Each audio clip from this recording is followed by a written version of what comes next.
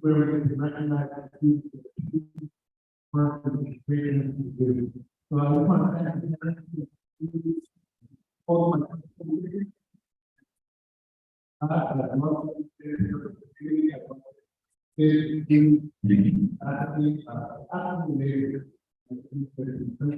you.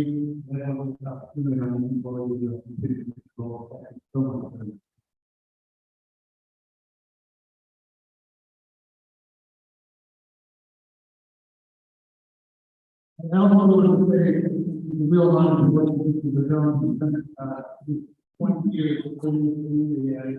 I went to almost every event I possibly could, 5 days a week, and every event I went to, go back. And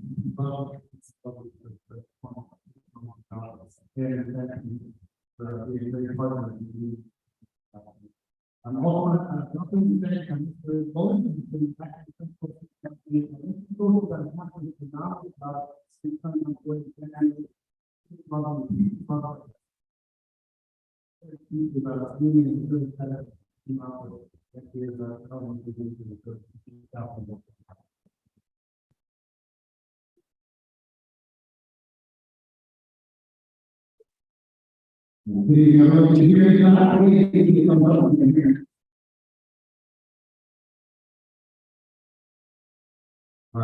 well, good evening, everyone. I want to focus on our meeting. But unfortunately, well, to what everyone said, so I'll be people work to make the following is, of course, so it is so he or she such as preparation sale or a solo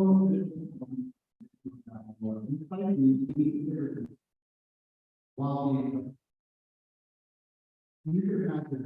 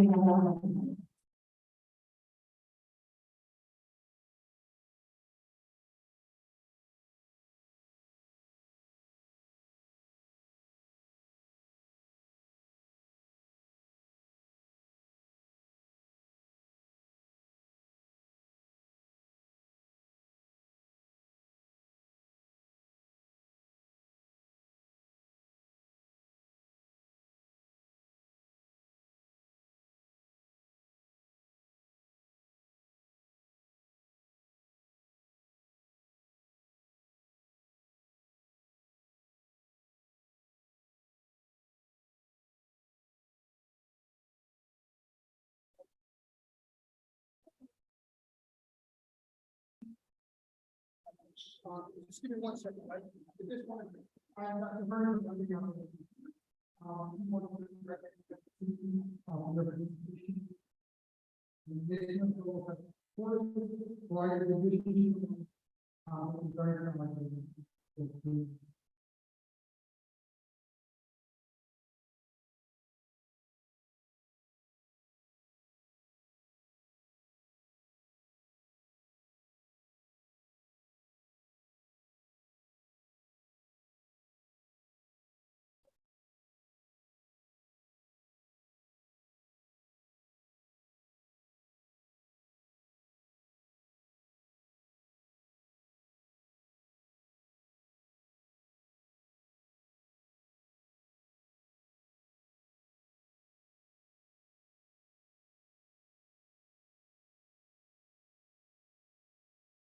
well, my next question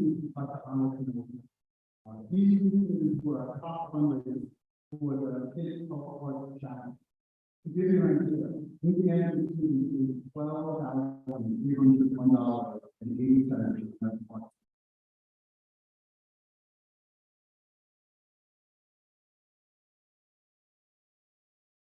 And we usually put on Monday numbers over $1,500 with the country on higher level. They really went up on John. These more. And really good now.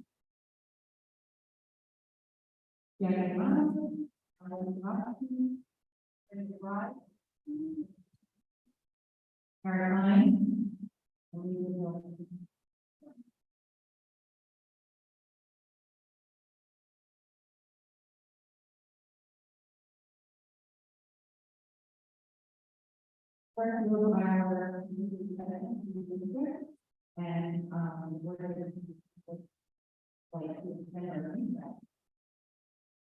If your name as president, what would you do to have the for this year? How about maybe we should start by looking into the time. And so on.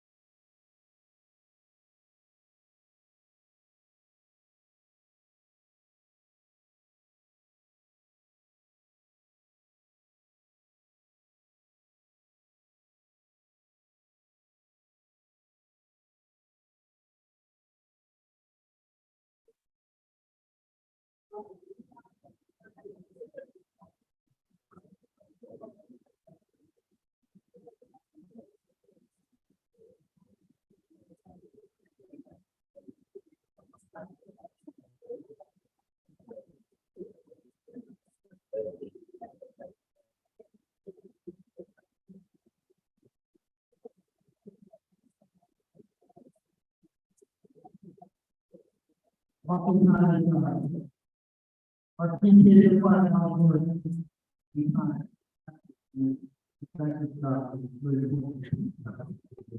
thank you very much. Now, all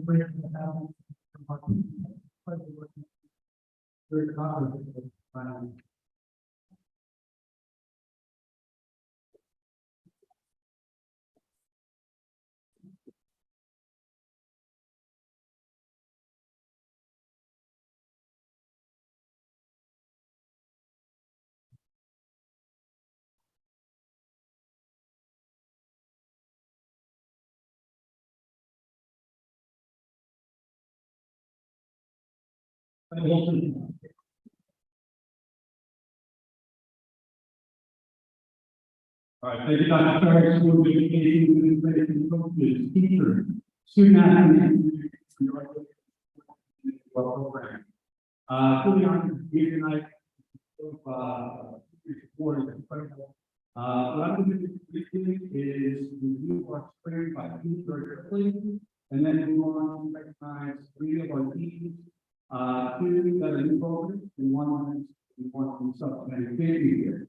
After that, I'll recognize the award winners, humanitarians, your qualifiers, and national qualifiers. So,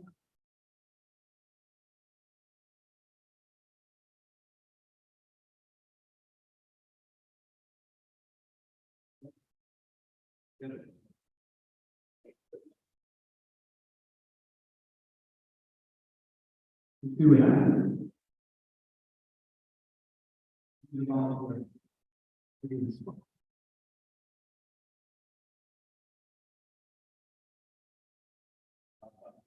Yeah. Pretty good background.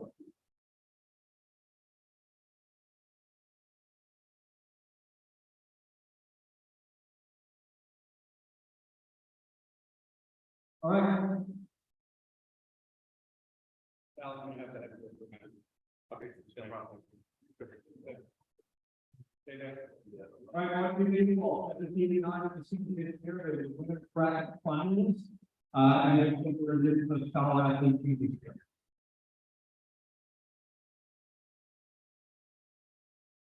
Thank you for all. We need 7 minutes and we need 4 overall records and we also need to start out in the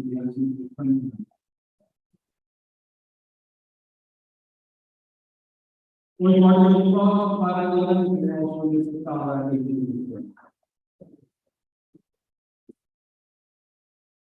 we want to cross 14 couple counties have seats in the front. and also dollar acquisition. Martin Rose and was thinking they took second place in their league, but they took third place overall in Suffolk County. Started with one when they were all in the top. Right, quarterfinals, we can work around that, and also make the dollar acquisition.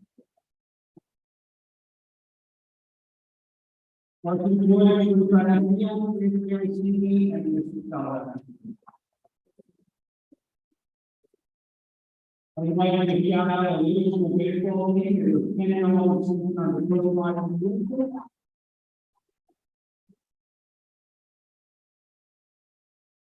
We also typically recognize and honor 34 of our athletes who get to be playing this one community college athletics here.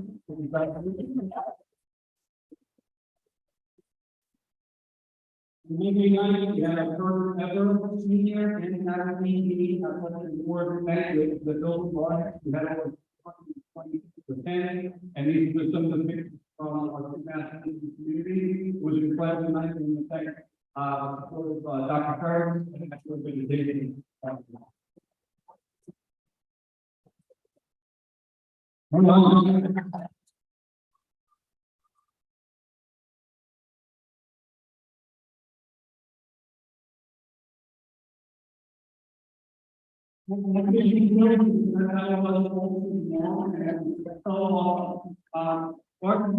Football, this is the first year in the history of Sayville to have girls flag football. They were 11-3 on the season.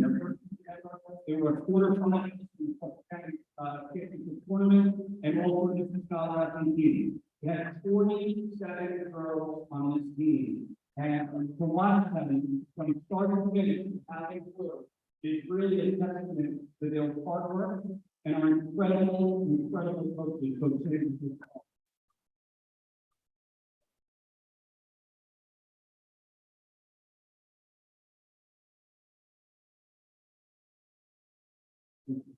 We're going to make the assistant again 47 or 49 what we're going to do is call out our girls leadership team and recognize them as the inaugural team. I'm going to ask all of the applause until my because there were many. And that was a big round of applause.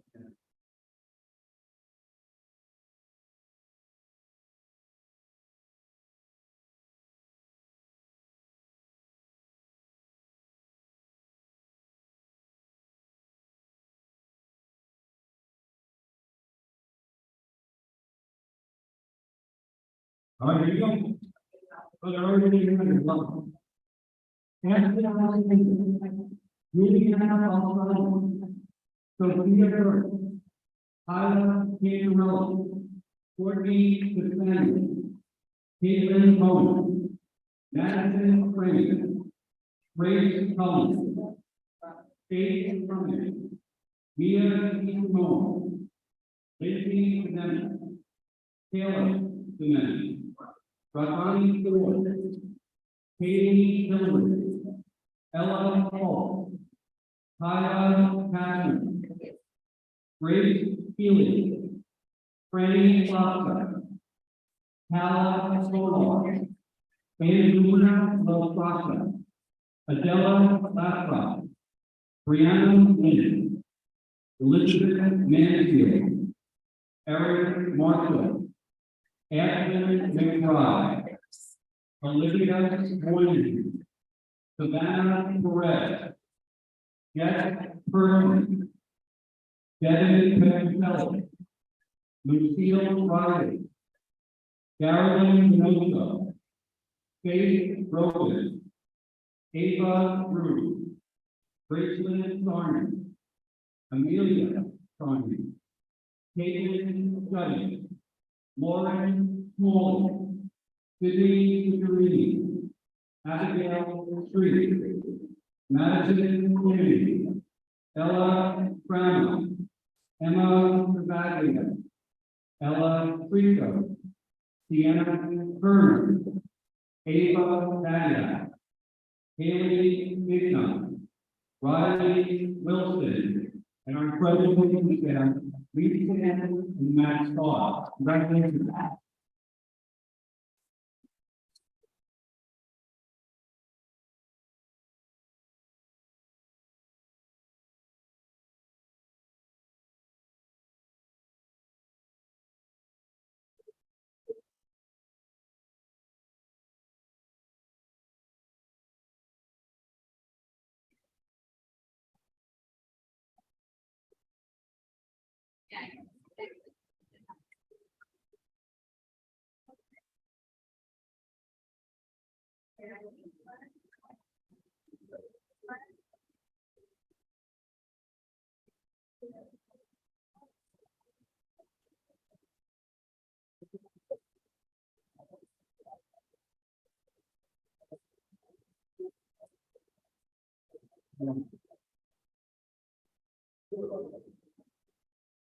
This is also like a very moment, Mr. Lynn, here tonight to present on behalf of the Sayville Flag Football Booster Club, total their appreciation, Dr. support the team.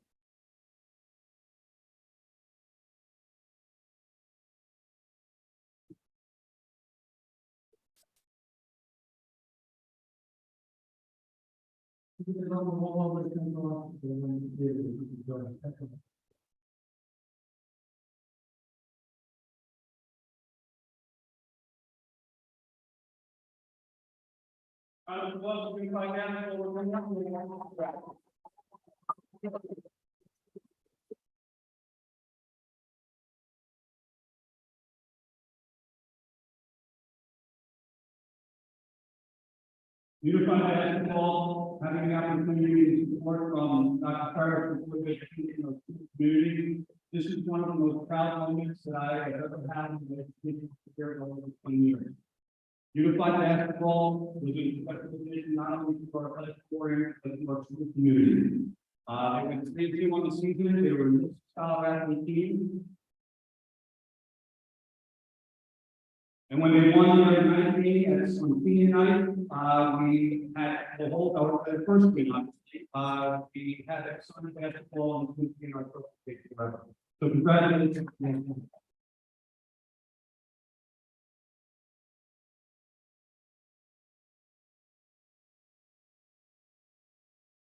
Again, a program that is never here before that Aaron had, and I have to give again thank you for our school community, our board of ed, and our superintendent, but also to the coaching staff. The band team on zero, taking around the week ball. Frederick Johnson, and something.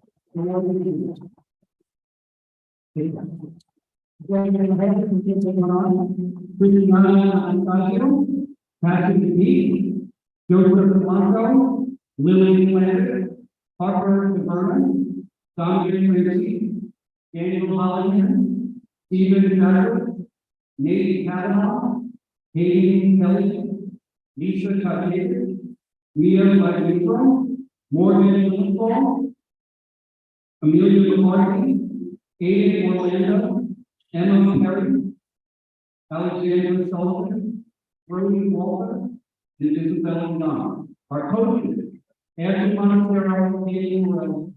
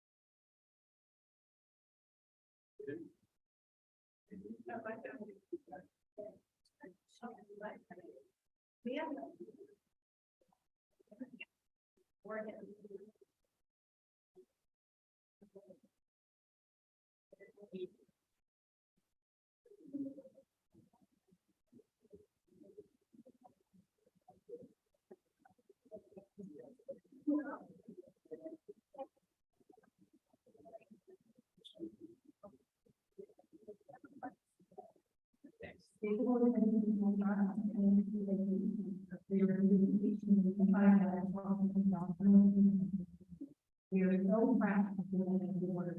I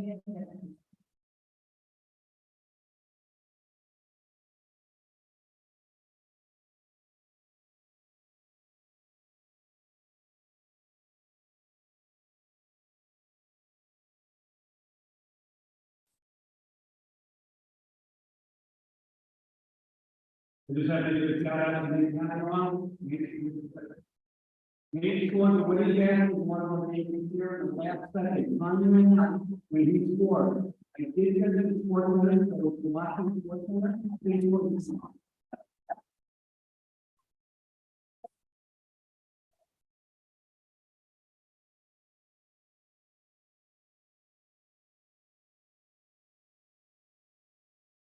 Why did you girls bring back to me, 3 seconds here? Here it goes, undefeated, 8 champions. Last week, Southern.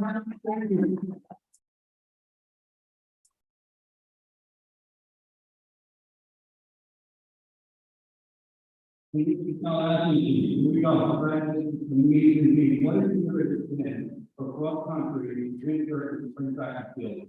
I don't know any other year that has been like this, across what we've done, with Margaret agencies, but the rest of,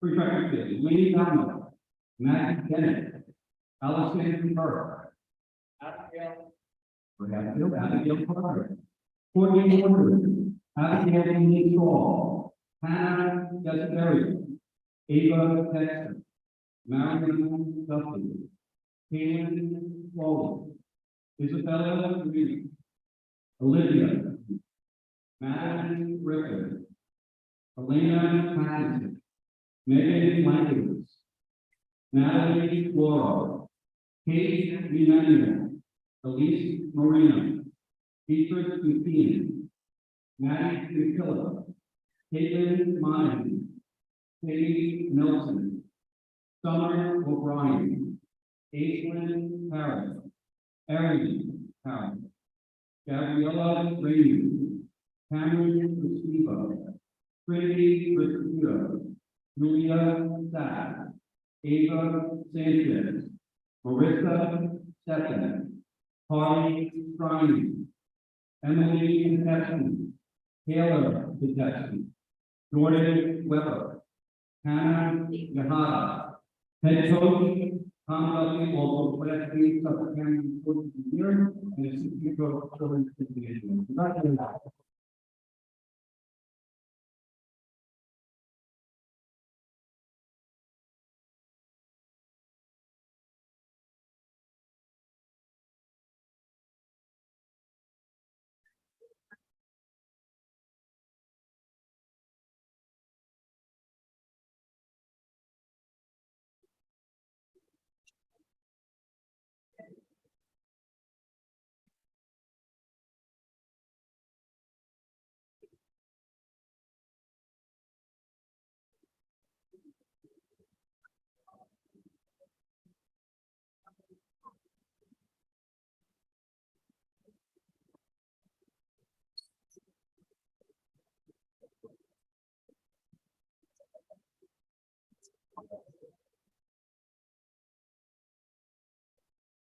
This is the team after winning the Suffolk County Championship at Kings Park.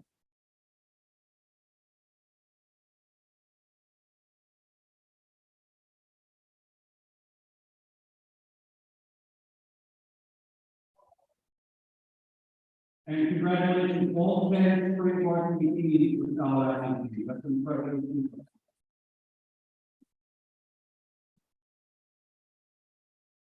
All right, now we're going to some of our two athletes who have been honored post-season. We're going to go back and look at some of our athletes that are post-honored on some of them that we not get to. I'm camping. We don't know who's all on that, especially that. Hopefully, the record is going to be full. Varsity boys winter track and field individual award, all ladies, all divisions, and a national qualifier goes to the firm.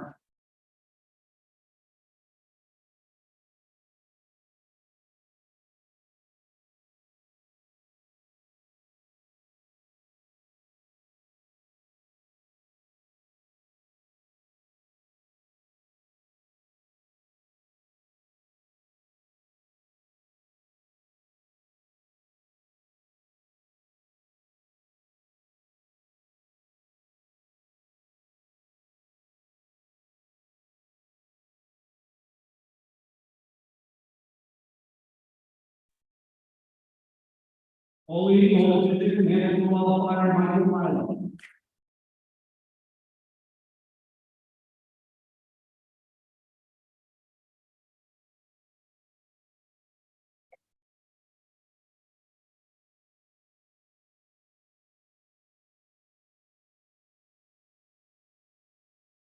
Only all division national qualifier Dr. Yuri Miller.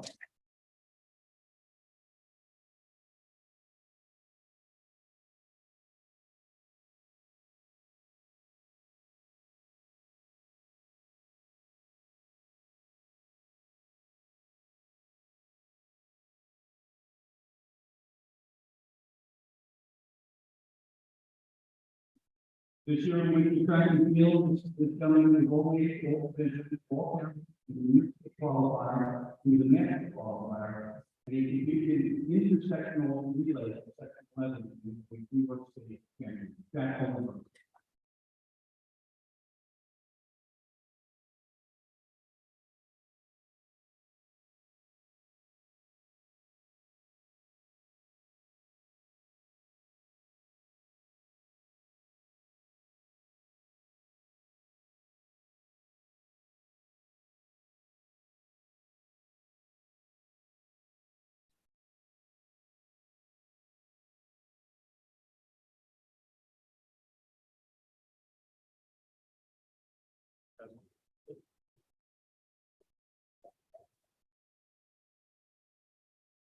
I think we're only into the second award, only in the national qualifier. Now we have a double.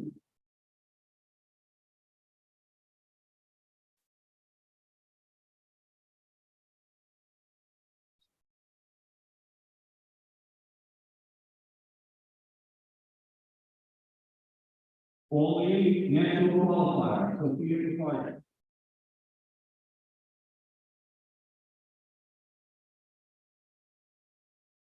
Only national qualifier, Olivia Green.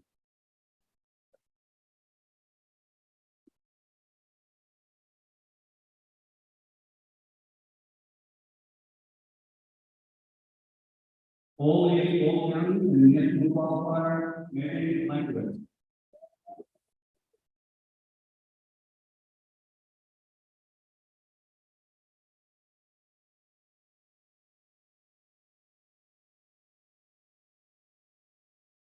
Only Old County and the national qualifier, Harley Brady.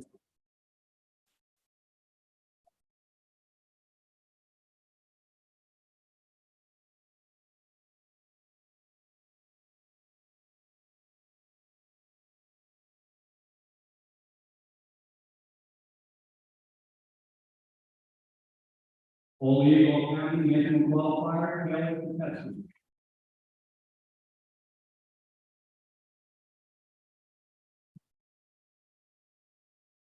Only Old County, Old State, Old Federation, New York qualifier, and qualifier, Melanie Allen.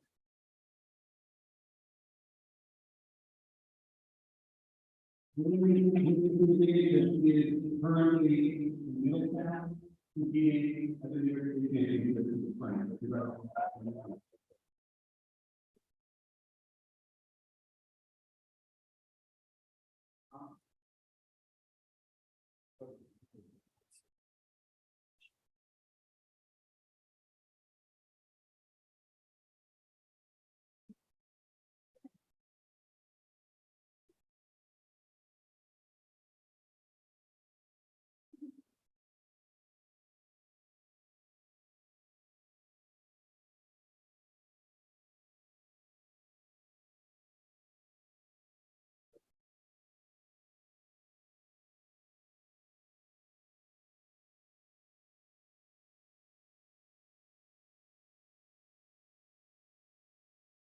Board Superintendent. Only Old County, when I say only a New York State qualifier, would be running for Leo Angelo.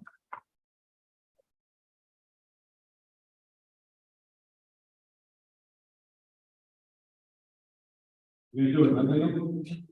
In the whole thing?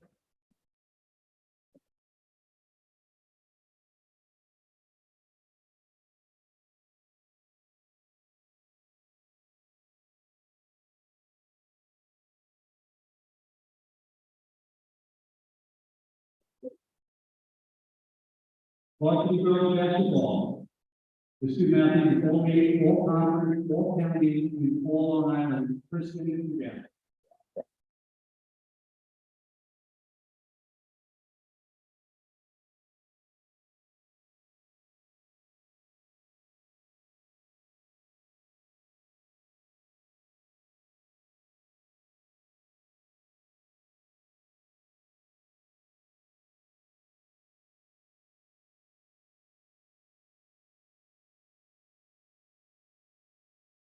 Varsity girls played back in field on one kind of championship, we had three instances, four kind of championships.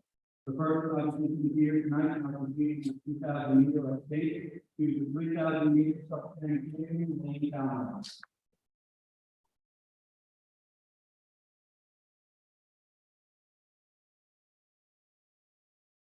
Suffolk County champion in the baseball, Olivia Green.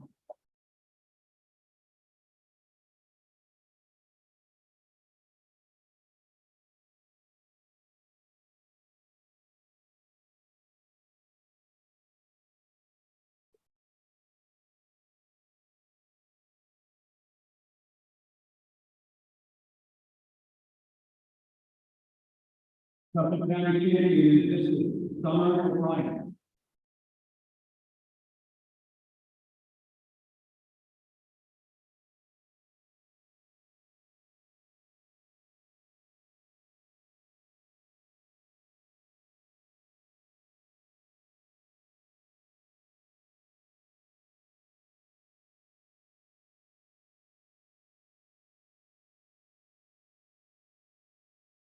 Varsity girls pension. First team only. First team all county. First team all Long Island. Undefeated 36-0 on the season. And she was back to back Suffolk County champion in the heaven. She is by far the most decorated fencer in the history of Sayville. Leah and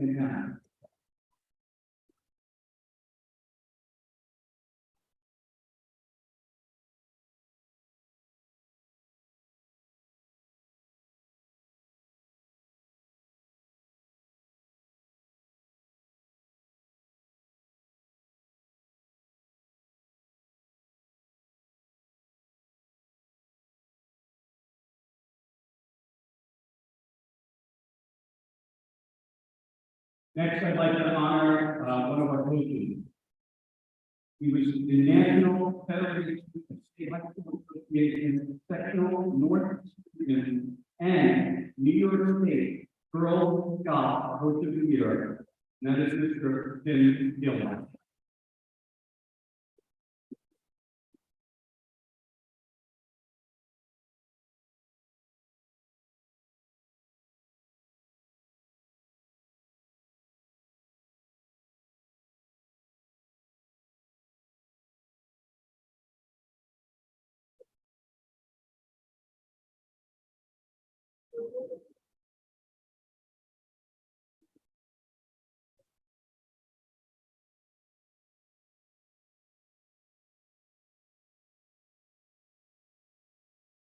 I want to thank everybody, school community, Dr. for education, and for this community, for back table, and I want to wish everyone a very good.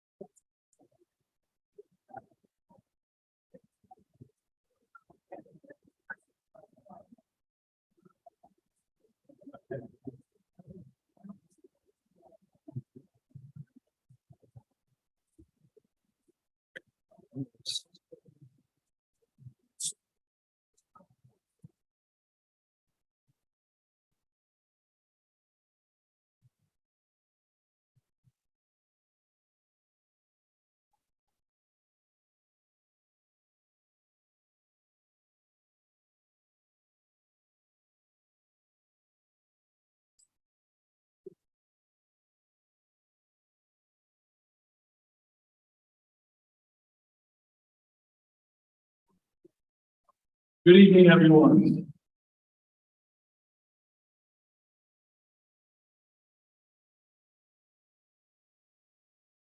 Good evening. Congratulations to all my honorees. It is a pleasure and an honor to recognize our Eagle Scouts this year. I'd like to welcome up front here Eric Foster, 80 management, Mike Thomas White, and Kathleen.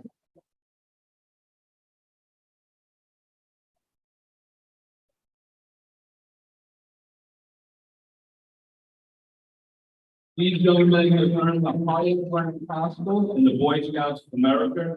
Only 2% of all scouts have the dedication, commitment, and perseverance to earn this distinction. Our Eagle Scout. They will have you. Congratulations.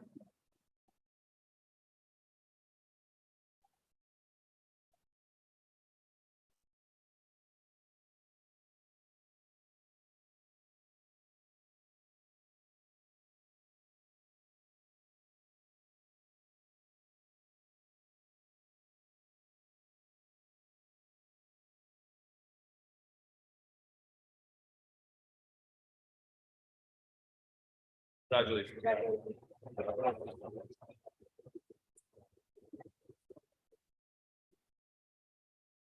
I now have the pleasure and honor of honoring our Gold Award winners. Come on up, Madeline Gibbons and Lauren Menasey.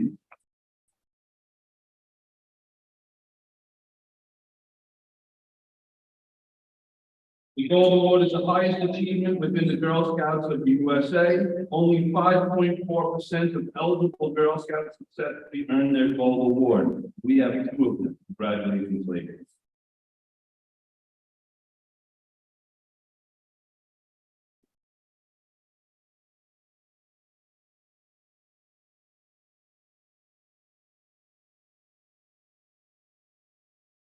Congratulations. It is now my honor and pleasure to welcome up Mr. Kuhn, our robotics advisor, Mr. Brian Kuhn.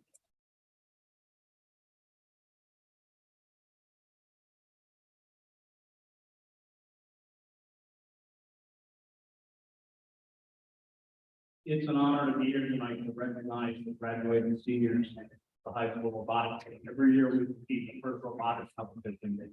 There's on average about 4,300 teams worldwide. I'd like to call them down so I can recognize them. Freddie Glasser.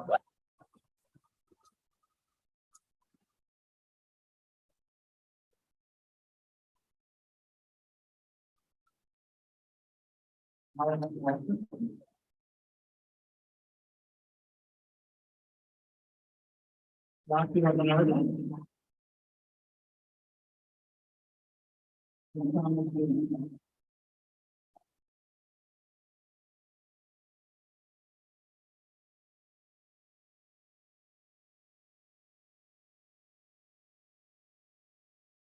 Congratulations.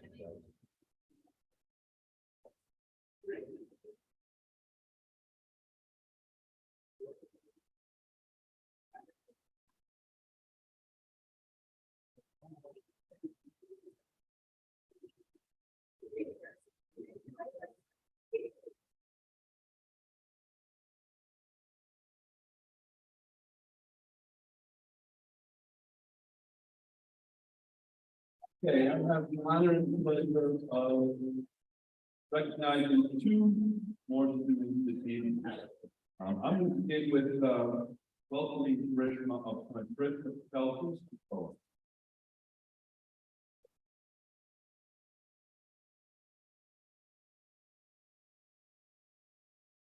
Let me share a little bit about Karishma. First of all, Karishma is salutatorian the class of 2023.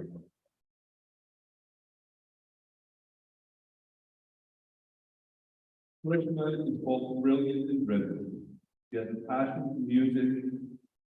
Perhaps most notably is her generosity of spirit and the simple fact that she always conducts herself with poise and dignity. She is certain to make a mark as she studies at Washington University in St. Louis, upcoming fall.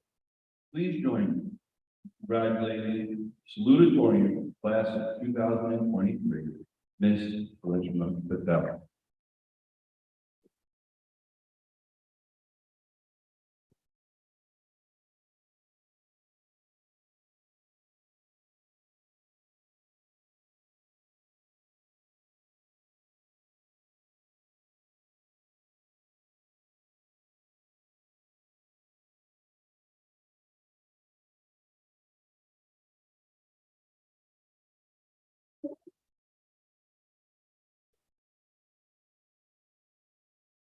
Okay, Mr. Petrie, you here? Come on up, Michael. Oh, there it is.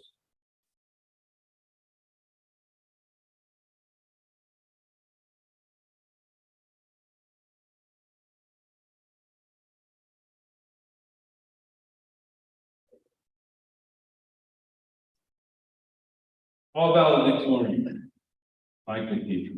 His unwavering desire to learn is unmatched by his impressive work ethic. His warm, welcoming demeanor is a testament to his willingness to be open to new people and opportunities. He is a trailblazer.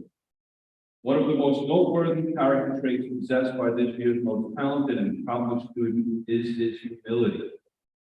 He leads by example and does so with grace and dignity. Simply put, he is an exceptional young man.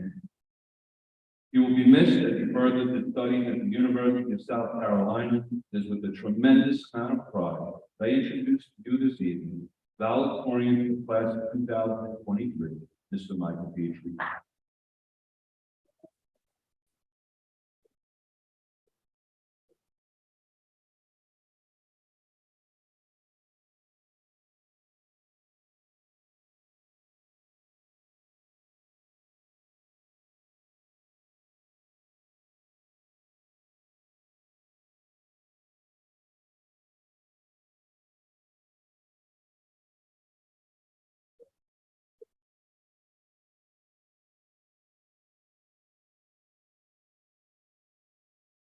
Thank you, Dr. Ferris. Thank you, Board of Education.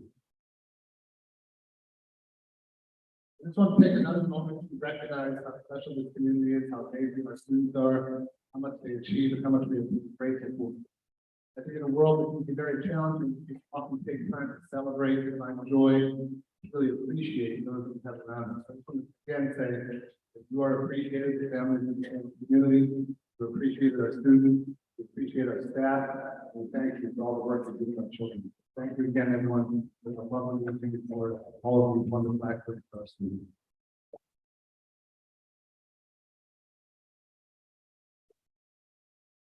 Two more people I want to recognize who are not students, though. I want to take a moment, and Christine Crisone to come up for a moment, and Sam Gerges to come up for a moment.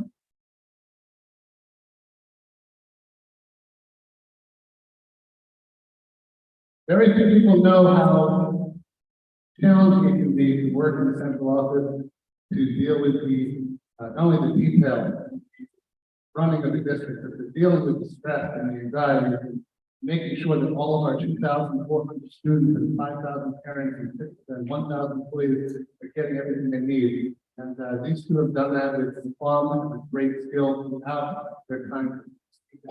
There's 6 years as assistant superintendent of curriculum. We'll be moving on to the superintendent of the Mount Sinai School District, and we're so proud of her. And we're so happy and well. We have a very special, somewhat comedic class for you by the story. You can explain it to me. Okay, I don't know Christine all that long, but I do know that she's got one of the best, most spirited, most popular early 1970s, like someone else I know. But we also have in common we're local communities, so we kind of hit it off like right. I do know that Christine is extremely dedicated to public education, to its students and its families, and she has shown that here in Sayville. She has shown leadership, she's shown that she can be a team player, and also shows up. Like those are the things that have opened the door to her youth here at science. But here in Sayville, we don't move up because the thing that draws everyone back. So you are always back there. And from Tom, I, and even Kelly for a moment, we would like to grant you this citation. It's with deep gratitude that the Sayville Board of Education presents this citation to you, Christine, for agreeing to serve as an irrevocable lifetime chair of the policy committee. We express appreciation for your dedication of time and effort. And although it doesn't say this, having only wonderful things with it.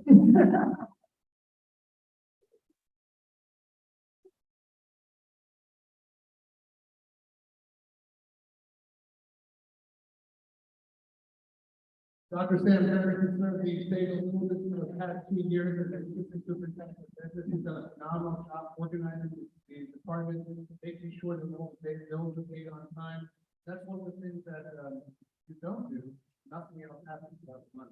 And they really organize it in a fiscally responsible way, to ensuring that the audience is state funding, and all the things that need to get done to get done. Without that, nothing happens to children. They're so appreciative. You'll be moving on to the Passage School District with the superintendent there. We are very proud of them. We appreciate the time that he served. We look forward to hearing more about his career progressing.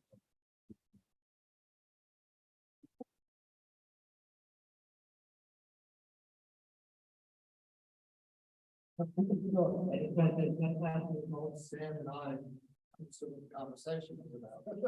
We were trying to educate board members and colleagues. Sam and I are going to flag raising, a training for board members, and one of the hard lines. It's the 4 pillars control of auditing the school. You can put it up in this new office. I did put a nice seal on it. To the alphabet, it's fully guarded, say.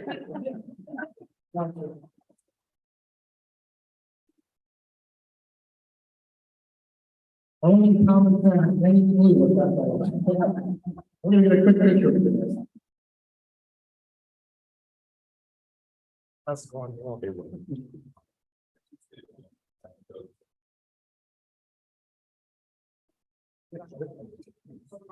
Hold your phone, hold your phone. We're holding the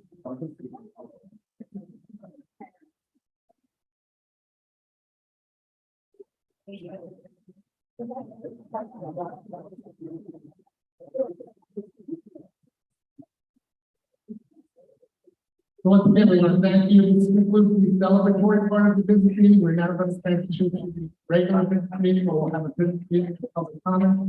We thank you for coming, and let's finish. If you'd like to leave, go ahead. We love you to speak if you have that all the things on running, and all the things going on in the business.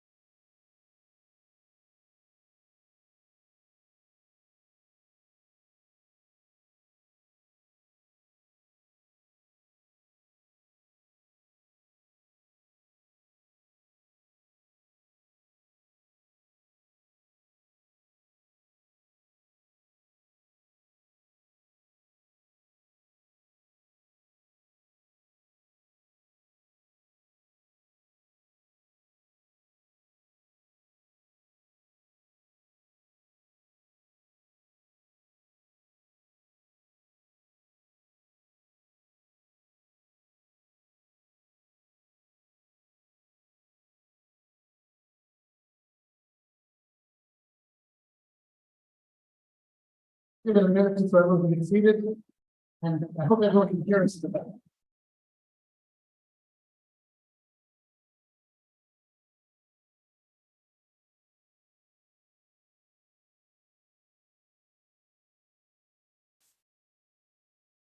it.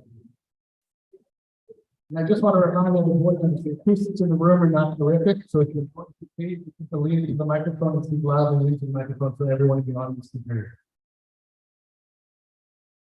So just for the remainder of my report, again, I just want to thank the community. We've had a wonderful school year. We've had wonderful things happen for students throughout Sayville. I want to thank the teachers, the staff, the aides, the monitors, the custodians, the clericals, every part of this organization, our security guards, they've worked their tails off to make sure that our students have what they need, from basic safety to caring about them, loving them, to making sure that they learn. And I think that if we think about what is a school, it's a place where kids can come to find joy, where they can come to learn, where they can come to be safe, and explore the world around them and leave citizens ready to take on the world. And I just want to thank the community for providing us an opportunity to work with the children. It's been an absolutely phenomenal school year.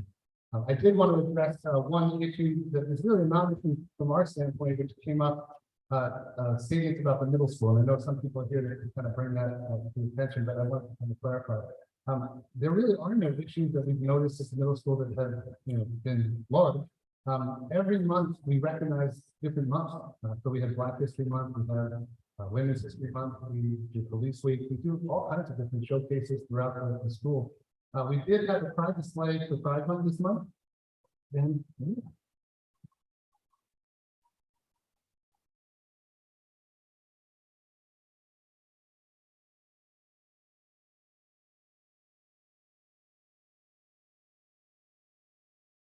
And we do support that wholeheartedly.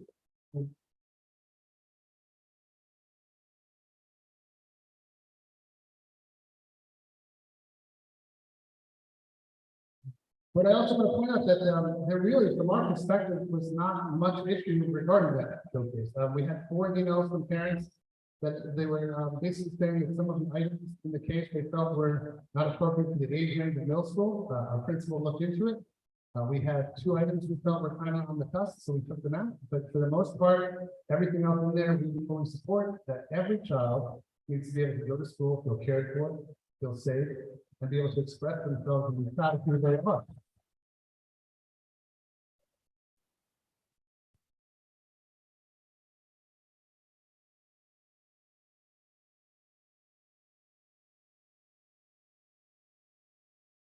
From our perspective, that's what's been going on with the middle school. What's happening on Facebook with adults, I have no idea. And I really don't condone anyone saying anything negative about anyone, or mistreating anyone, or talking negatively about children, or about adults, or about groups. We don't believe in it.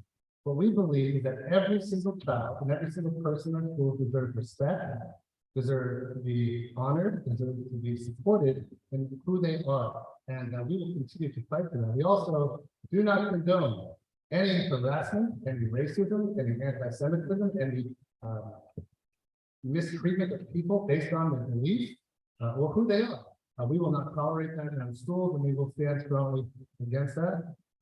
But if there are adults who are misbehaving on social media, while we'd like to give them detention and suspension for that behavior, we simply can't. But if you notice anything, if you're ever uncomfortable, any child or any adult for that matter, teacher, staff member, student, speak to your teachers, speak to your guidance counselor, speak to your building principal, speak to administration. We will support you and make sure that you are taken care of. So that's what we're doing.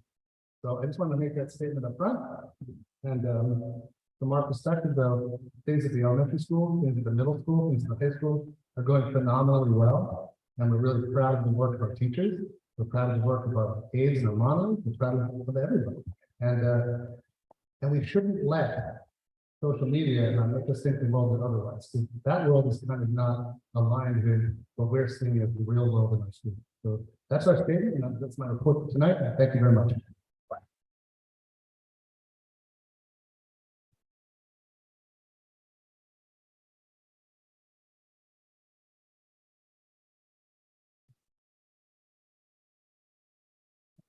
I skipped over one thing. We have correspondence. We got a letter from Mr. Stuff and Posted. And that's fine. And then our next topic is board discussion. So the first item we have on board discussion, of course, is with John Rodone leaving the board. We want to discuss how we so everybody Just make sure you're speaking to the microphone. Well, I think the best course of action is what we've done. The precedent we've set is that we interview to appoint someone to fill John's spot in the fall. I think we have a strong track record of choosing candidates that have stayed out and that bring value to the board. In addition, I believe the sum total would equate to 2 coaching salaries or, something we could be used for curriculum. So I stand by sticking with what we've done in the past and going from there, starting in September. I just want to back up 1 second. So we have 3 options. We can leave the seat open, and in the spring, it would be filled with the next election. We can appoint somebody, and then in the spring, they have to run for re-election. And then the other option is we can have a special election. And again, they would have to be re-elected in the spring. And a special election would cost about $15,000. Yeah. So that's an expensive item for for roughly 10 months. Yeah, and sorry, that was the point I wanted to clarify. In other words, Carl mentioned that it could be 2 coaching salaries for 1 year of service. An election would cost $15,000. It doesn't seem to me be fiscally responsible. But even before I speak to that, I just want to point out. Sorry. The loss of John Burdell on our board is palpable. And I appreciate Tom before when we pause John. John's here through the pandemic. The teacher of their leadership. I think we stuck together. And I think for me, I'm very, sad with John's gone. But I'm also, I look at this team and I think I have a lot of confidence that we can move forward. And, we're going to talk about it. I just think for my part, I think the election should be responsible. Moving forward, I have a lot of faith in the others. I'd like to say, as we move forward with this process, for those in the audience, those who are listening at home, those in the community, if you are interested, if you're interested in being the Board of Education, please come and talk to us. Some people find it to be scary, daunting, and a lot of work. It is all of those things, but it's also very rewarding. And we're really trying to do great things up here, and I feel like we had a lot of success, especially this year. If anyone has any questions or they'd like to talk about what it entails, just sit down with us and talk about it. I know myself, and I'm sure any other member of here would be happy to speak with you. We'd really like to have some people that are really interested, show their interest so that we can make a really good decision. I think that what we've done in the past is look over all of our options. And I think that we're going to weigh them and come to a conclusion. It's going to take a little while, maybe through the summer, the early fall. Then we will probably do interviews and come up with someone that is very valuable, that will serve the community and children with wisdom. When last is something over the day. I wanted to agree with James and John looking sorely this, and I wish I got to work with him longer in this capacity. I do think that we should weigh all of our options. I think that there's any emergency to fill the spot. We should think about it thoughtfully. We have 2 things trying to do this over the summer. We're scheduled, we're just giving service up to the board and to the community. So whatever we do decide, I think we should look forward to it. But as a superintendent, I think the board is functioning very well together, and it's not an emergency. It's not like we had a 3-3 deadlock and nothing's supposed to be getting done. So to take the summer to think about it and then kind of revisit in September could be kind of just a thoughtful way to not rush into one way or the other. Suggestion. Okay, so I guess we'll ready for the summer and take it up in the fall. Okay, the next item on our discussion is the Board of Education retreat. Do we have any update on that? Yeah, so I provided you with a location possibility. I can't remember the other two. hired in and hop on just to take advantage and kind of work together. So basically, just so everyone understands, we did surveys of our parents, our students, and our staff in the fall. We also did focus groups. So we spent the entire year kind of collect that data and kind of make sense of it. We've shared that data with staff at our faculty meetings so that these buildings can start to formulate building goals that reflect what the staff and the students value. And now the job is next, kind of, I'm going to put that into a report for you. So you can kind of read a summary and an executive summary of all of that data. And I'm working with some parent volunteers and also some teacher volunteers to kind of finish that up. So hopefully before the board retreat on July 6th, you'll get a copy of about a 200-page report that summarizes the student focus groups and surveys, the faculty focus groups and surveys, and the staff and parent focus groups and surveys. And then we're going to use the information from that to kind of formulate our goals and our 5-year strategic plan. Some of which is already underway. We used a lot of the parent data, the student data, and the staff data to formulate the budget for this year. And we're going to continue to do that in future years. But I want to wrap it into kind of a package for you so you can kind of, then as a board, look at the work of our teachers and our principals that they've been doing all year, and then kind of put that into a clear plan so that in September we can say to everyone, this is who we are, Sayville, this is what we're aiming for our kids, and these are the outcomes we want from the time they enter kindergarten until they graduate high school. And then once we have that as our goal, and those are established, then every single faculty member, parent, and student rows in the same direction and aims for those goals from kindergarten or pre-K through 12th grade. And we like that approach because it takes in the voices of our families, it takes in the voices of our staff, and the voices of our students to kind of create that. But that retreat day would be us looking at that data, going through the details of that report and trying to kind of hone in on what your board goals will be for the future year. Mark,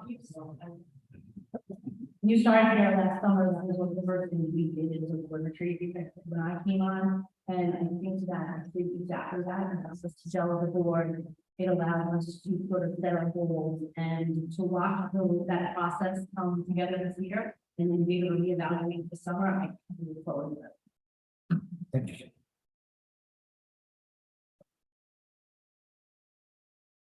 Just wanted to kind of make a comment.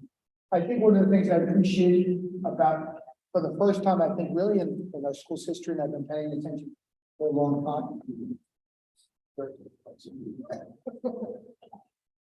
I've been paying attention for a long time. I think this is the first time that I think of that I've been paying attention where we actually asked the community what we cared about, what were we doing well, what we wanted to strive towards.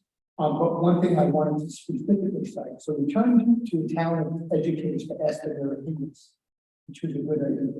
But what I think impressed me was I saw once we kind of rounded it out and had our data. So Dr. Ferris stepped up and said, let's put this data to work. And I think for me, that was one of the more inspiring things that we've seen this year, because it meant that it wasn't token input. When we asked your opinion, we meant it. I couldn't be more happy about us as we forward with an eye on what people think our priorities should be and our groups aspirations. So I appreciate your leadership. Thank you.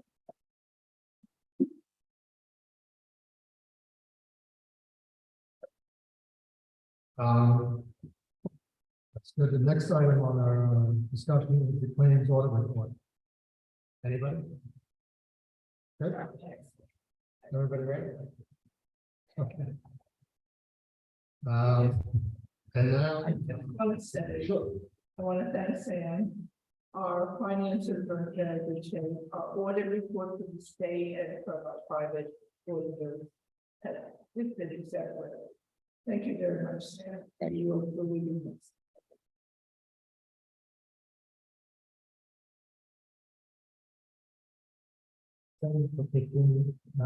We'll miss you on the PowerPoint committee.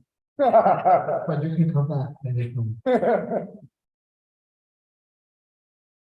Okay, next will be public comments. So I will read the statement that we have.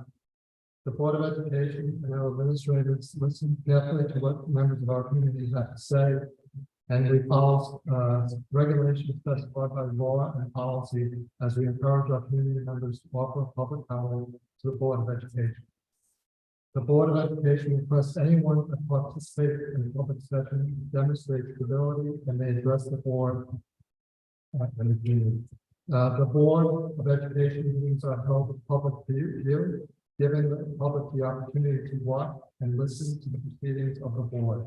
In these meetings, district staff updates on board, the district staff updates the board on matters pertaining to the school district. The board may be required to take action on matters related to district operations. And board policy 1230 provides the opportunity for a period of public comment during the meetings. With that in mind, we offer a brief word on the parameters of the public comment period. 30 minutes have been set aside for comments and questions by the public before the board's agenda is moved. The board reserves the right to limit public participation in a given case or extend the maximum comment period if it deems necessary. Questions and comments by the public are limited to 3 minutes per person. Speakers are asked to identify themselves and or the group they represent. Speakers conduct themselves in a civil manner and direct their comments to the board.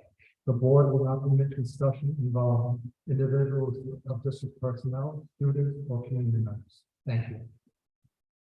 Okay, with that in mind, can I have a show of hands on the people who would like to speak? Okay, we have a couple. So then, I guess I'll start with the first one right at the beginning. If you just make your way up to the microphone and then just make a comments to the Board of Education. Agreed. Good evening. You hear me? Yes. Administration and school board trustees, thank you very much for your. Sorry. He's coming over. And as you come up, whoever's coming out, just try to speak into the microphone so the people in the back can. No. All right. Thank you for your statement. My wife graduated from Sayville High School, along with her 3 siblings. I have 4 nieces and nephews here, and my mother-in-law worked at Lincoln. I understand that some parents are upset that in the 7th grade hallway, there's a display associated with Pride Month. They take issue with pride flags and know that it is stirring up aggression in their kids that want it, and that some of their kids want to physically destroy the display.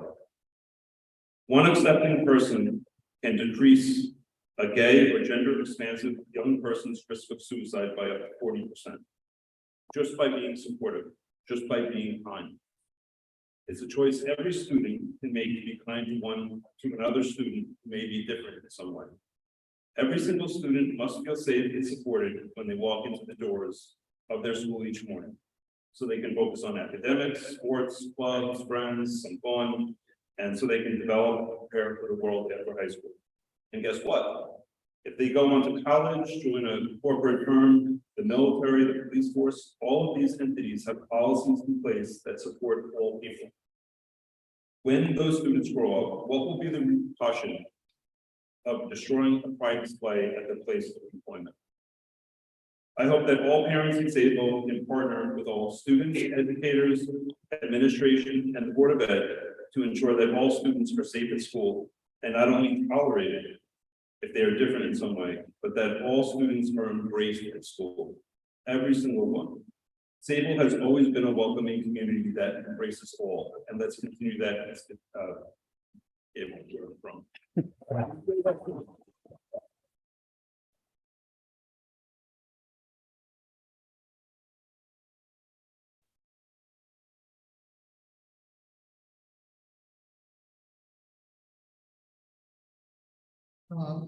Let me start over here.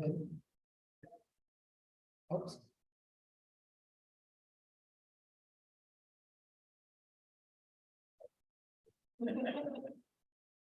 Hello. Good evening. My name is Megan Gunther, and I am a Sayville High School graduate in the class of 2015. I understand that the issue that we brought up tonight is being looked upon as a minor occurrence, but in my experience, the Facebook comments and other experiences have not been the first sign of homophobia in this town and in the school district. So I just want to share my experience. I came out when I was 17 years old, a junior in high school, and luckily had the support of friends and a few trusted teachers. I was certainly not accepted or believed by all. Sayville High School at the time did not have outlets, at least that I knew of, that would allow me to have the conversations necessary for my mental health as a gay teenager. In fact, a handful of queer people that I knew in Sayville were kicked out of their homes and or had severe depression as a result of not being accepted. I suffered tremendously from anxiety and depression when I came out. Support in school would have provided a safe outlet for some of us who were struggling in the bottom. Some of us who had to choose when we could or could not publicly be ourselves. After singing the song For Good from Wicked the musical, the song about friendship and acceptance at my high school graduation, I attended Wagner College where I had no fear in authentically being myself or having pictures taken of my girlfriend and I at the time, something I was terrified to do in my hometown.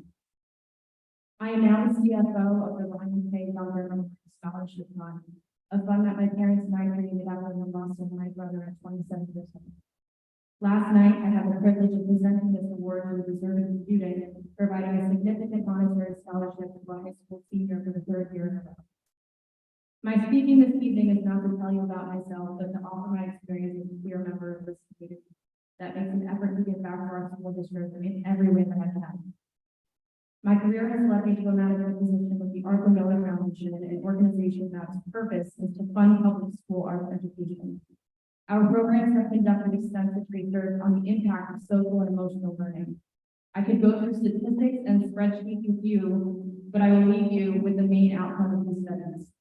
Social and emotional learning is essential.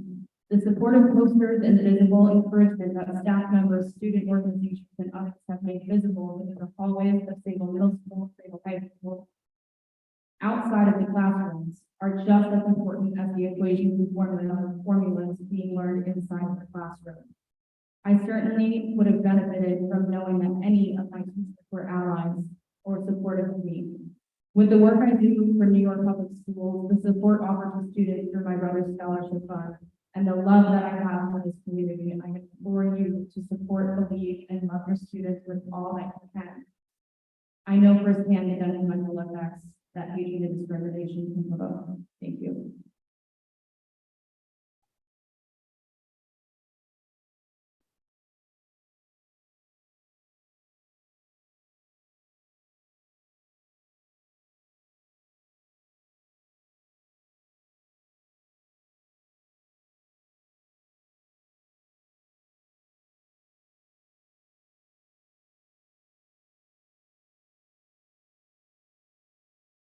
Good evening.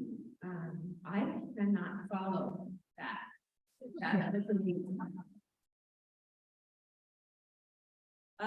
My name is Kim Thompson, and I will volunteer with Defense of Democracy, a national bipartisan nonprofit organization. We advocate for an inclusive public education system. And I am very happy to see that Sayville Public Schools also support an inclusive public education system. Recently, I came across a post on Facebook from a parent who was at Wixon. Her child had just come out as trans, and this mother did not know what to do. She was at a loss because she did not want to, quote, support our child's vision, end quote. She goes on to say that any support she found supports madness. She is referring to the medical standard of care given to trans people. Further, she believes that the government and education system and medical community are stacked against her because, according to her, they encourage this ideology. As a parent, she is deciding against the standard of care given to people who are trans. Why? She is a member of the Suffolk County chapter of Moms for Liberty, which just this week was designated an extremist group by the Southern Poverty Law. I cannot help but think of this poor child being denied the services they need because the parent refuses to consider care. I also wonder if this child is committing suicide because there's no support at home. And I also know that this child is not alone. There are so many others afraid to come out to their parents for fear of retribution. Home is not a safe place for them. And according to an AP news story that was just published yesterday, more LGBTQIA+ students feel school is becoming increasingly unsafe for them as well. Why? Because more states are passing anti-LGBT legislation at an alarming rate. High school kids see this, and then they act. In a neighboring school district, one I won't even give the initial letter, okay? One LGBT student was pranked by not. Oh, sure, no problem. Thank you. I'm just asking, I'm giving you this pride flag. And I want Sayville to be a beacon of hope for the children to not feel safe at home so that they can feel safe in school. Thank you.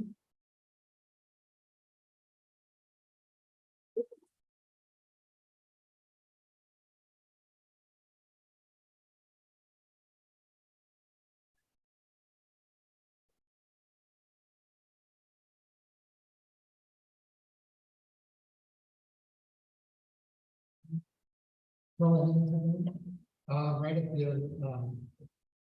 John in the back there, up one aisle, yeah.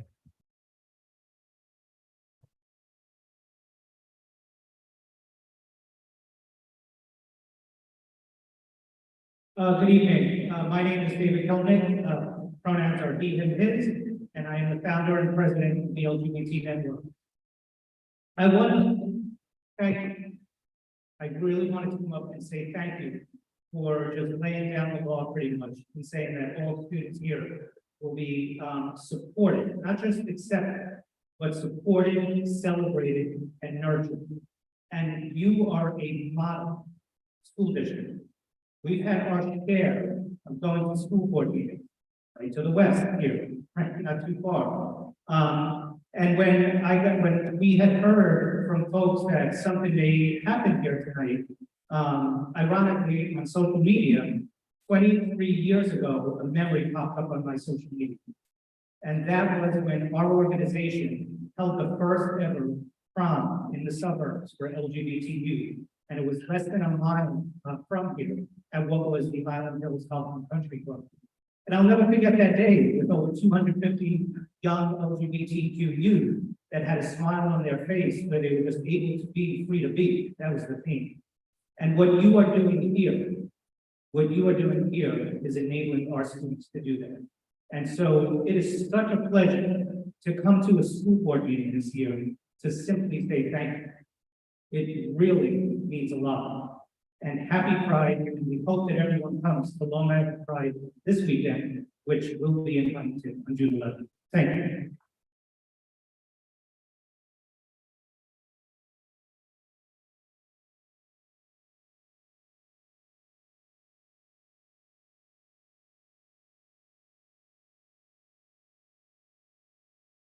The guy in the white shirt. You're not really putting your hand up, so I can't. like, I'm really small, but like, what do it? All right, go.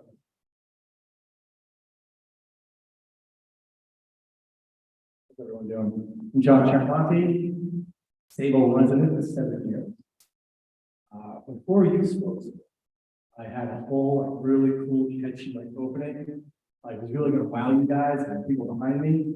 But I'm going to say I chose Sayville 2 reasons.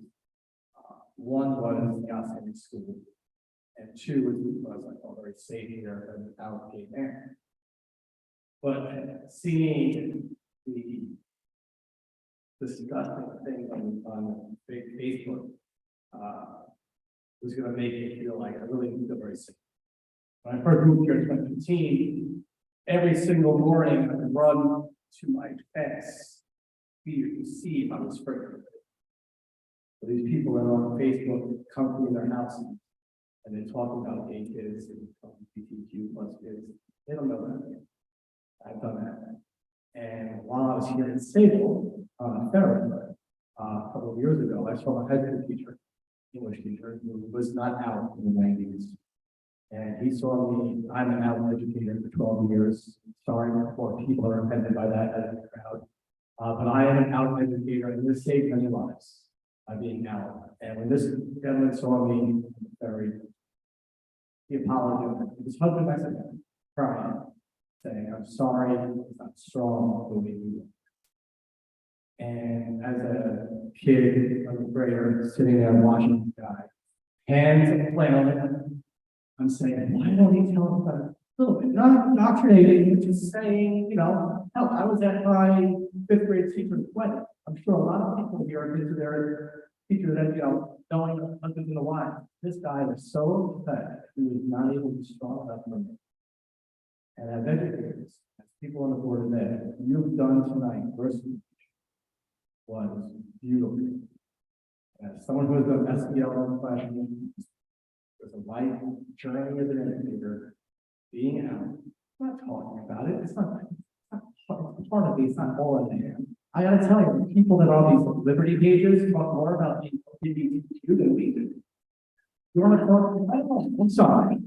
You want to talk what we have got to go through kindness, being who you are, confident, walk into a room with your head held high, even when you know that people aren't going to be happy. We don't talk about this very long. So I really implore the people behind me, whether you're wherever you are on time, just be calm. This is affecting children, not your personal belief. You don't go and get upset at the board of day because watches wearing from the table and you have somebody that wants another. We all matter. These children matter. Everybody matters. So get off the high horse, relax, and realize it's about the kids. And you all up there, one day, I think I want to see you. That was beautiful. Thank you.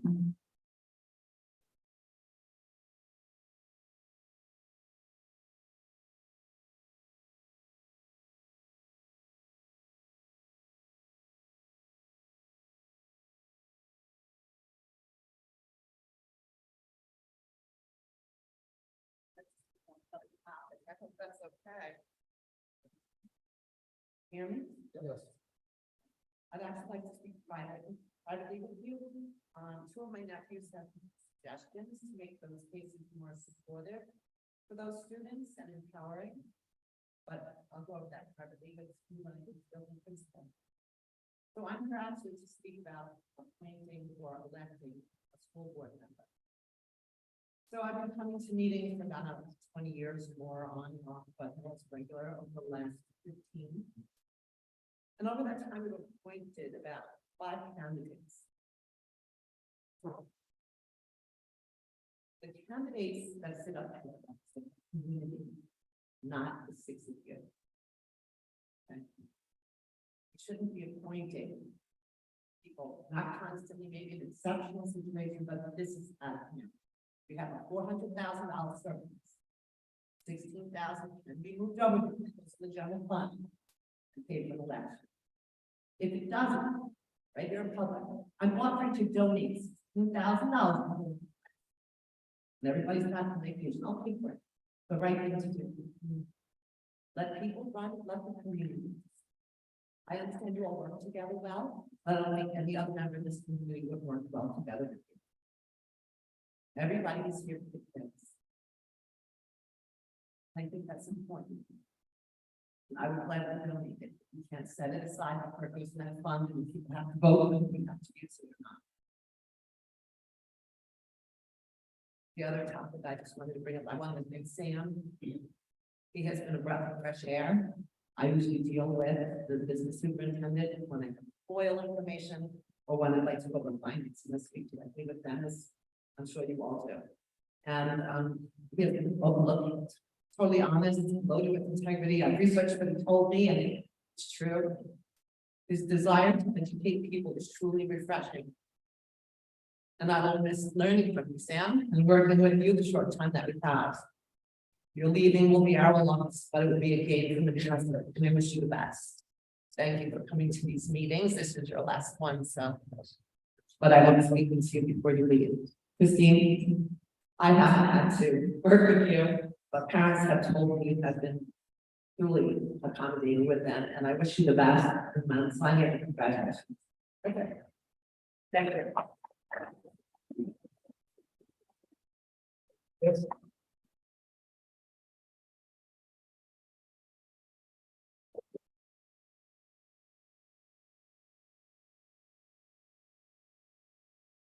Hello, my name is Ray Bagwell, and I am the pastor at Sayville Congregation United Church of Christ here in Sayville.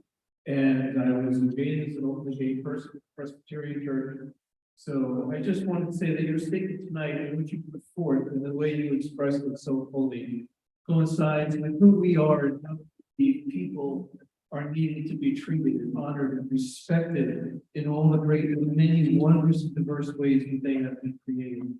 In fact, we think that as we get to know gender and its all of its expressions, that in fact we're seeing the face of God in a whole new way, in all the different ways we understand God. You save lives by what your position is. You may say, of course, we're going to accept everybody, but when a student or a colleague or a family member or another comes up to you and looks at you and is taking that moment to share their deepest, darkest secret with you, not knowing whether you're going to embrace them or push them away. When you welcome them and show them that this school district and your part is a safe place for them, you save lives. So thank you for that. Thank you for helping students to find a place in the world where their unique gifts can be shared and expressed. In creating the world, I think we all hope is out there, that we all work each day in all of our different ways to make happen and to assure that even those who disagree with us on whatever the issue may be, and I don't think that how we treat queer people or any person is an issue. I don't think people can be objectified in that way. These are living, breathing human beings trying to live their life. And you, thank you, have helped that to happen in all the ways you've done before, and especially what you've said tonight. And I agree with what has been said. It's a marvelous, wonderful thing. It takes courage and heart and a deep understanding of what you're called to do for all your students. Thank you. Thank you.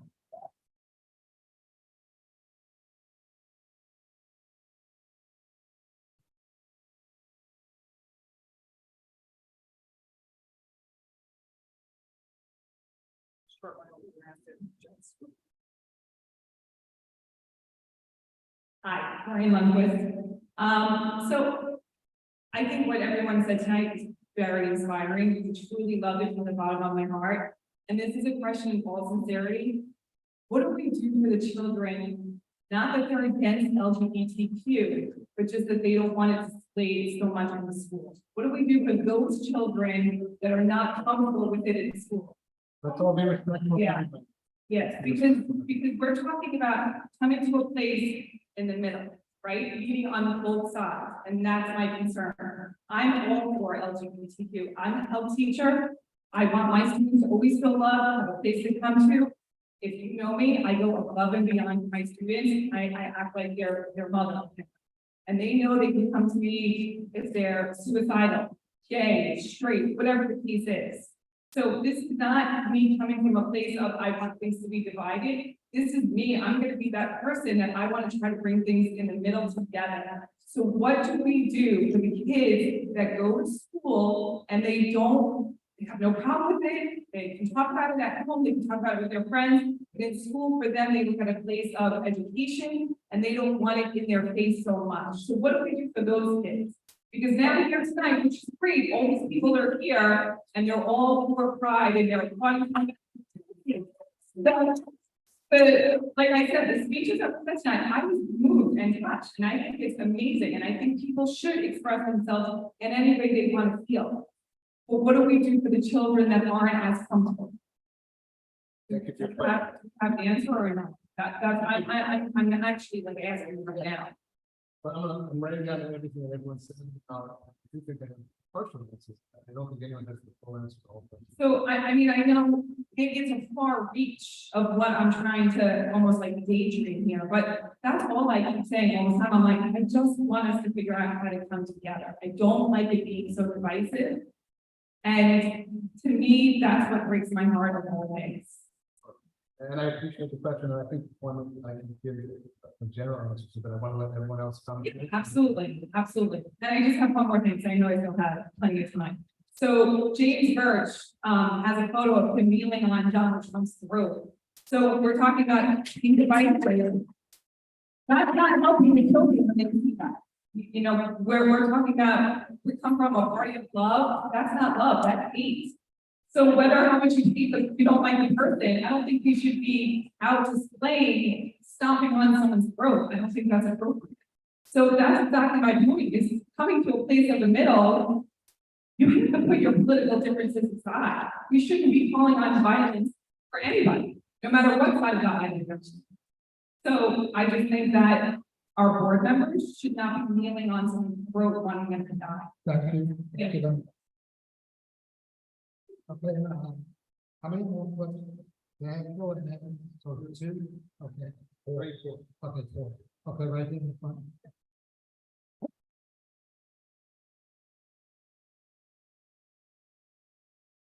Hi, everybody. My name is Janice, and my son just bought a house in Sayville.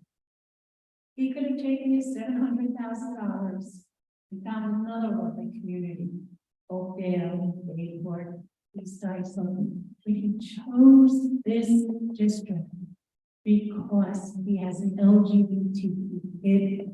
He felt it would be safe there, and so why. Just want to read a quick thing. LGBTQ youth who found their school and community to be LGBTQ affirming reported lower rates of attempted suicide.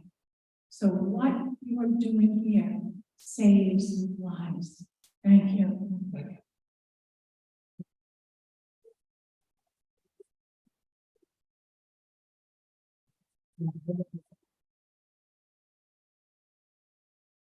Yeah, just start one. Go on. Okay, one of the.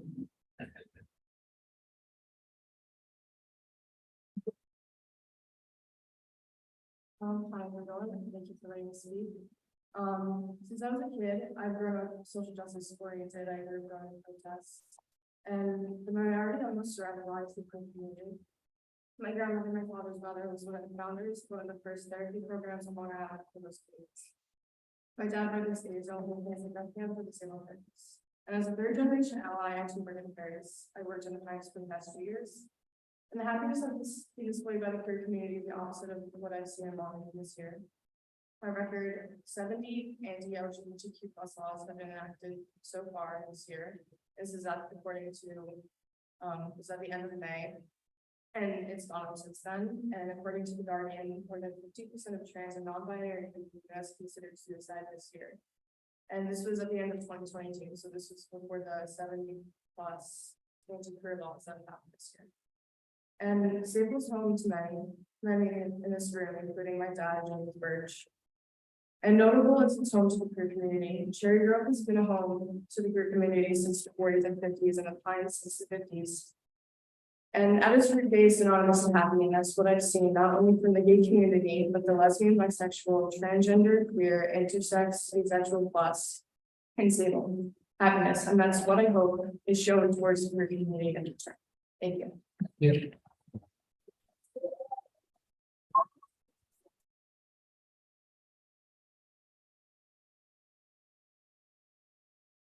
Hi, my name is Eleanor Palmer. I've been a member of the Sayville community for over 30 years, and I'm a psychologist. I worked in the local school district, and now I'm in full-time private practice. I raised 3 children in Sayville, one of them is gay. And I'm going to say that from the time he came out in 2012, I always felt that there was never a better place and never a better time for him to come out. Sayville was nothing but acceptance, and We have wonderful education here and a wonderful feeling of acceptance. And he's actually moved on in life, and he's now getting his master's degree in social work at the University of Pennsylvania. And with the intention of advocating, he does healthcare advocacy for LGBT children and adults. So that, I believe, was the result of him feeling as accepted as he did. I was a school psychologist for a long time, and I know that when you're in school, a lot of things happen with kids that make them feel uncomfortable. Math, science, and diversity.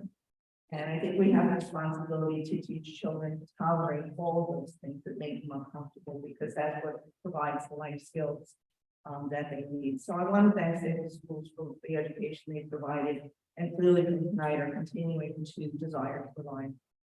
Thank you.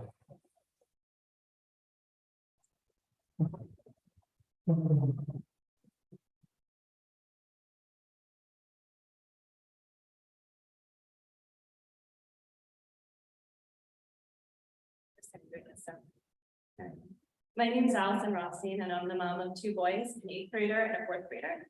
I felt the need to come to speak tonight to bring something to light that is happening far more often than most are aware in our district.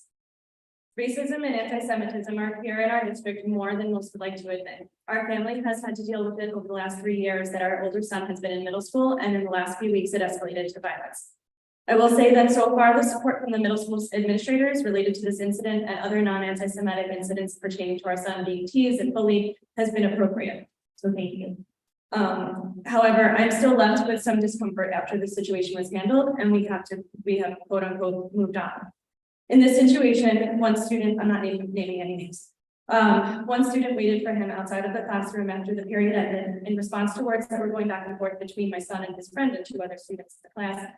And the student picked him through all his belongings of their belongings at him, including a Chromebook, and saying some choice anti-Semitic comments. There was at least one other student who shared in making the remarks, while others stood by and watched, even supposedly joined in with some hateful words. My child wasn't physically hurt except for a light bruise, but the words that were said were the worst part. He was asked, "Where's your number?" referring to the numbers tattooed on the prisoner's arms, taking away their identity while on the campus. He was told to go back to the gas chambers. He was called an, excuse my language, but an effing Jew. Since 6th grade and on the same day, he has been called a stupid Jew and been told that all Jews are stupid, so that's what you are. But my biggest issue that I have with the whole situation that happened is not necessarily that my son was kicked or thrown things at. Yes, it's terrible for sure, but the words are more hurtful than anything. To my knowledge, the student that attacked him received a 1-day in-school suspension. And the others that were involved in hateful speech between their class and another class just the period before were spoken to, and their parents were called, and that's not enough. Other districts have a much stronger response than ours, and there needs to be a no tolerance policy for hateful speech, whether racist, anti-Semitic, or even just everyday bullying that occurs about gender identity or hair choices. Yes, we've heard it all over the past 5 years in our country. Things need to change with how each school responds to incidents like these, and need to change now. And I know there's a committee being formed to work on this, and I'm trying to be hopeful. The education has to reach our families besides the students, as this is learned behavior, whether from their peers or their parents or relatives. Parents need to know what their children are watching on YouTube and other social media. There is so much out there influencing our kids, it's scary. The things my son tells me that his friends are finding online are alarming, to say the least. And another big issue I have is that while some specific teachers should be commended for their huge source of support for my son during this incident, there are also teachers who are far from supportive. In the class before the incident I just spoke about, my son was being hit on the head with a lacrosse stick while another student was making some hateful comments and teasing him about his necklace that had a Jewish symbol on it. My son was responding to it, and the teacher blamed my son for the incident. This is not the first time he had tried to tell him that he's having issues, and he does not seem to want to entertain anything my son tries to say. So much so that he has the same teacher for a first class and refuses to go in the morning, and honestly call me a bad mom, but I let him skip it. Personally, I'm just done. So multiple other families and students have shared stories, Jewish and non-Jewish, and it's too much. They should not have to be dealing with this to the extent that they are. Aside from the education needed on the hurtfulness of the words and their impact, we need to find a way to educate the teachers, the staff, the students, and the families on how to respond to these incidents and where to go and where and how to go from there once they happen. The students don't take it seriously. I will say the one lesson that was done in the history classes seems to be well received from what our son told us, but that's only coming from one class. And in other classes, after certain incidents happened, other incidents. As the teachers were talking to the class in response, apparently multiple kids were laughing, not paying attention, making fun of the situation, and the teacher apparently didn't do anything to change it. When my son was sharing what happened with his teammates after school, one of the students spoke up and said, "I don't know what the big deal is. Anti-Semitism isn't really that bad." Sorry. I'm done in a second. Okay. Like literally like lines. That anti-Semitism isn't really that bad, and I don't understand why you're upset. That should say it all for where we are now. We need to find a real way to target anti-Semitism and racism and bullying in our schools. Sayville is way too small of a community to hurt one another by the words and actions that we use, and things can't keep getting swept under the rug. They need to be spoken about so that the community hears what's going on. Things need to change, and I appreciate you. I would ask you to reach out to the superintendent. Already done. Okay. We've already done. We've spoken, and thank you. I just wanted to make sure that was known by more than just. Okay, thank you. Thank you.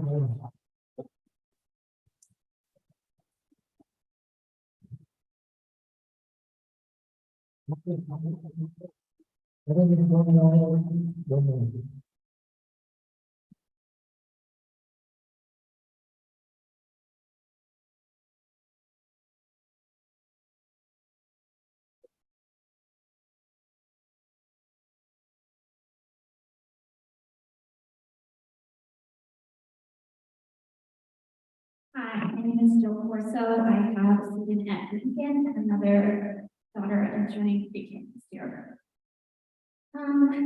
Forgive me for telling you what you already know, but just sharing my opinion about the complaints about the pride display in schools. Even if every single adult in this community agrees that pride did not belong to schools at all, the school district would still have an obligation to its students to make sure that every student knows that they are valid and safe and supported, especially when some may not receive that support at home. That said, not every adult in this community agrees with those that have complained, and while there is a vocal minority of adults in Sayville that will find a reason to call a pride display for being too big or too informative or too encouraging. These adults cannot speak for all of us. Many of us parents believe that you cannot, not enough can be done to support our LGBTQ plus youth. And I thank the board and the administration for allowing the teachers and allied groups to design the displays that they deem most appropriate and helpful to the students that you serve.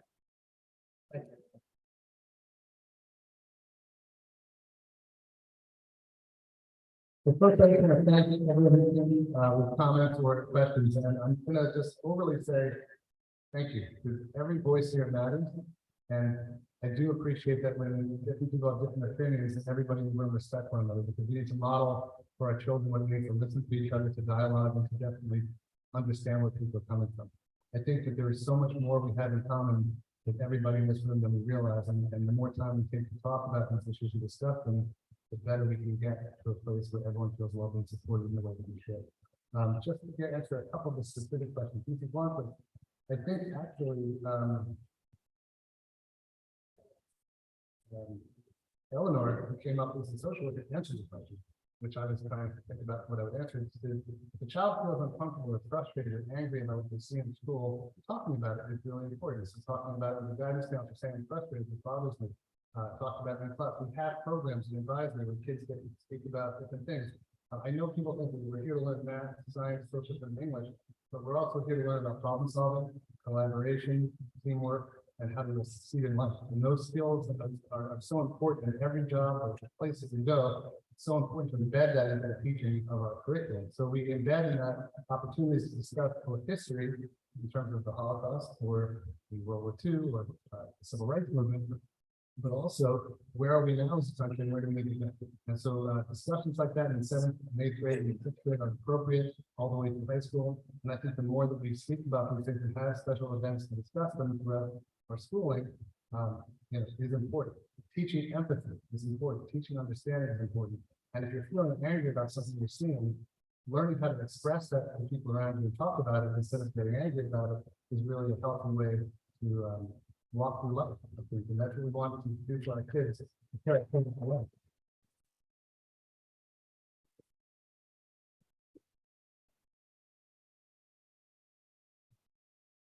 Comments about bullying, hateful speech, anti-Semitism, I'm in 100% agreement that it's not tolerable in our schools. Currently, we've been reviewing our policies. We actually have legal counsel reviewing our DASA policies and kind of reviewing that with the SNAPers and with our team. We're going to be doing a training with our administrators in the future regarding that and looking at our code of conduct because we want to make sure that every single child, no matter who they are and what they believe, feels safe, supported, and protected in our schools. And that's a promise that we're going to focus on in our 5-year plan and with the Board of Education and our administration. So we are fully committed to that as well. And we know we have work to do. I think that kind of sums up the questions that were asked. Again, I thank you for the comments. This has been a phenomenal school year. I really am grateful from the bottom of my heart to be able to participate as a member of the community. I love Sayville, and I want to spend my life working with you on making this the best place for the public to be. Thank you very much.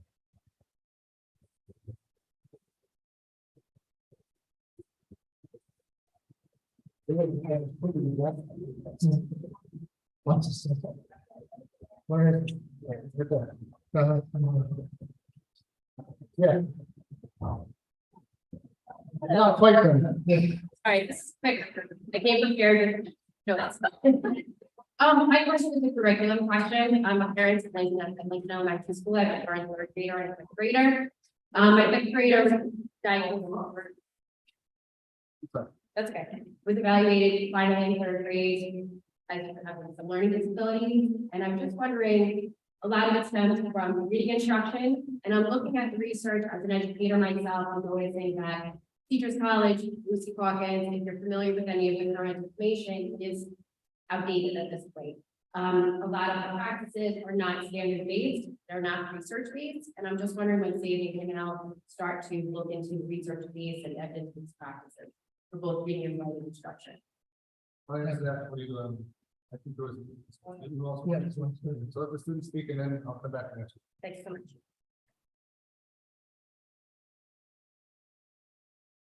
Hello, good evening. My name is Vincent Berguccio. I am a graduate, so I appreciate you making up younger than I am. If I sound muffled, I apologize. I'm super sensitive to the smoke, and a wildfire cluster caused by the ongoing climate emergency is an actual crisis, not climate. LGBTQ students are among the most vulnerable and marginalized in our system. I'm proud to have grown up in a place that aims to make sure every type of person feels welcome, regardless of their sexuality or gender identity, both in our community, at home, and in our schools. We are not perfect. We have work to do. But something like a pride display in school is an example of where we do well. A display like that lets those who are struggling with their identity, who may come from homes that do not accept them, or feel the hatred from a small local minority in their own community, feel safe, welcome, and ready to learn when they leave school. Unfortunately, as you are aware of tonight, a small number of dedicated extremists affiliated largely with Southern Poverty Law Center linked hate group, listed hate group, Moms for Liberty, have spoken out in private groups about their disgust for these displays of inclusive. Sadly, even in private forums, as this room shows, hate has consequences. I come to say, with many others, they do not represent our community. They do not represent Sayville. If your child feels uncomfortable with learning that they go to school with those whose sexual orientations or gender identities differ from their own, that is not a problem with this Board of Education, this administration, or a display case. It is a parenting issue. Sayville is a welcoming town for the LGBTQ community. Love it or leave it, and do us all a favor and don't groom your kids into your own nature. I may not have $16,000, but I do have a progress prize line, and I want to donate it to you. My first brother to board is the which helps transgender youth in North Dakota and South Dakota escape safe, no banners, and thank you.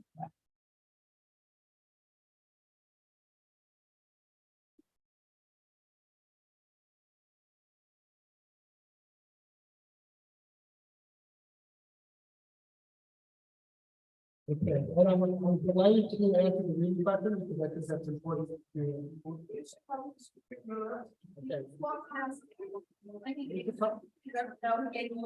I would like. Please sit down.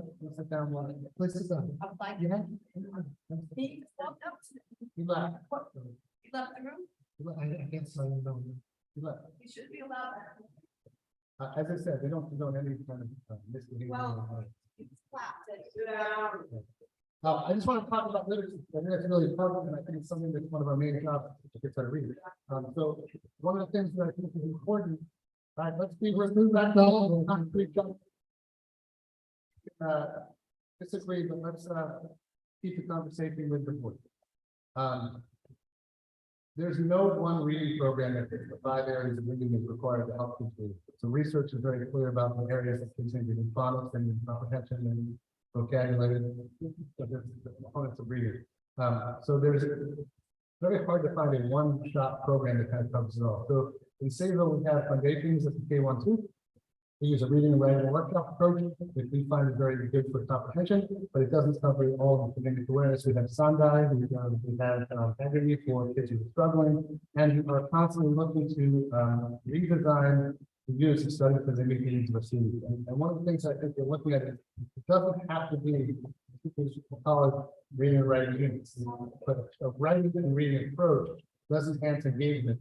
It does get kids to foster a love of reading. So if you can connect that with other research-based approaches, that's the magic of helping the kids learn to read. So I think that we're constantly looking at that, and we're going to be evolving our programs over time based on the research that we know and supporting of literacy. Our goal is to make sure that every single child in the 8th grade is on or past grade level of reading, writing, and as well as focus on the other skills that we talk about. They're very important for students. If you want to talk more. Okay, just want to make a statement that we may not all agree on the topic, but we need to be respectful of each other. And we need to lead in that regard. Just because some person does one thing, you can't go down to that level. And I think what we've demonstrated tonight is we care about every child in the school district. We want to be safe for every child.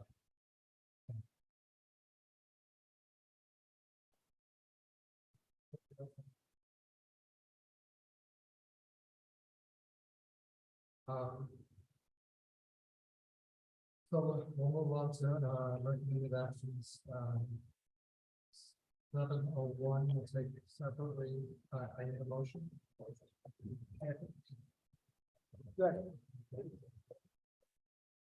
Discussion. All those in favor? Passes. Okay, then recommended actions 801 to 816.